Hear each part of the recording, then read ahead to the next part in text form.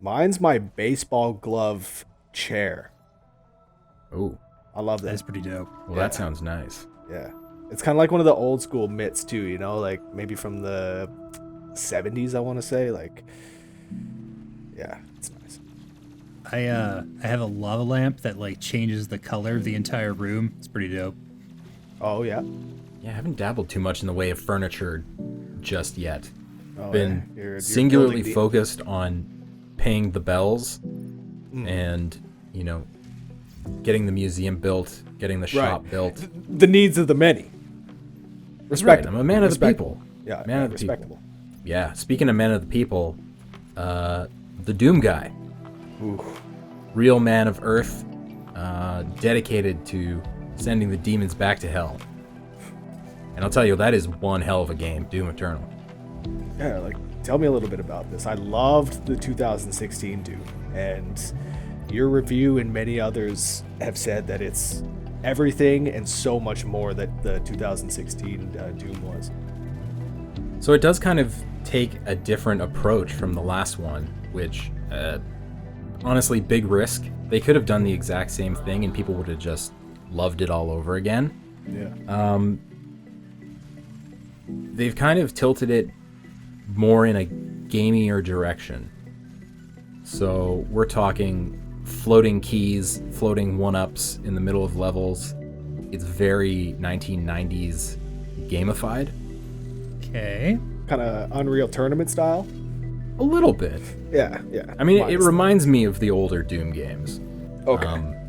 But in terms of the gameplay, this is one of the smoothest games I've ever played.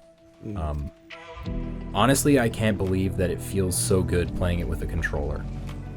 It's that responsive, it is that smooth, that you never feel like the controls are a hindrance. And this is one of the most intense things I've ever experienced. So you really have to rely on snap reflexes and solid control to survive any encounter. It's the kind of game where you're constantly hanging on at, 10 health, no armor, 3 rounds left in your shotgun kind of thing, and somehow you can pull it off. Skin of your teeth. Yeah. I love it. It has an incredible balance, Yeah. and a real flow to it where there's a bunch of mechanics that are linked together to regenerate your ammo, regenerate your armor, regenerate your health. So you're constantly balancing those things and managing resources, but in a way that doesn't feel onerous. It doesn't feel like you're ever out of options. Like maybe you'll turn to an option and that's not going to work because you don't have ammo or you don't have fuel or whatever. There's always another option. There's another way out of this situation, and it's really empowering in that sense. Sweet. Yeah, I got to get my hands on this game. I know Animal Crossing's taking up a lot of my time, but man, I've got to get my hands on this game. Yeah, it is a solid thrill ride, and I mean, there's a reason it's getting really high scores, but it seems like anybody that has not really latched onto it, their reasoning boils down to it's not Doom 2016 again. To me, that's a good thing. Yeah. Why? Doesn't make a lot of sense. Why would you want the same game 4 years later? Yeah. Well, So why lots of would- people want that. They want. Well, they don't want the exact same game. They want change in teeny tiny increments, and like big swings. Tend to like alienate slightly more people. But Like fucking Animal Crossing. Yeah. That's exactly Animal Crossing. They didn't change too much, stuck to the formula, but the improvements that they made, like I was saying, they it felt like they pushed the game exactly where it needed to go. And that's what Doom 2020 seems like.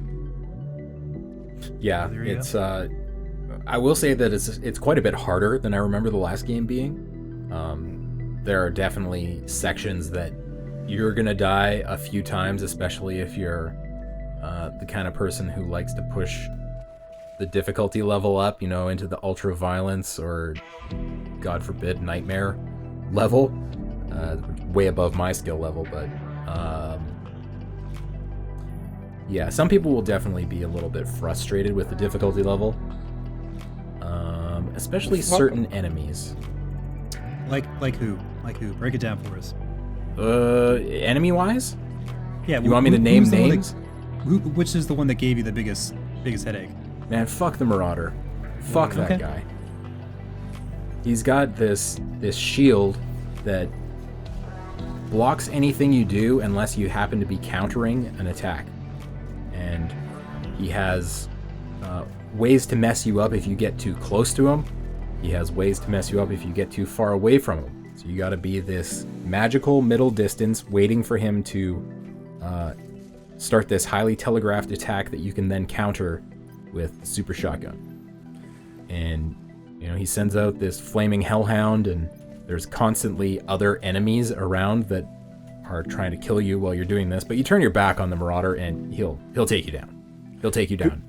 Googling Doom Eternal Marauder, the third most searched is Doom Eternal Marauder annoying, so that makes a lot of sense. Yeah, it's fuck this guy. It does feel really good when you do take him down, though. And if anyone out there is having trouble with the Marauder, I urge you to take advantage of the movement options you have. Get moving. And stay in his mid-range and wait for his eyes to flash green.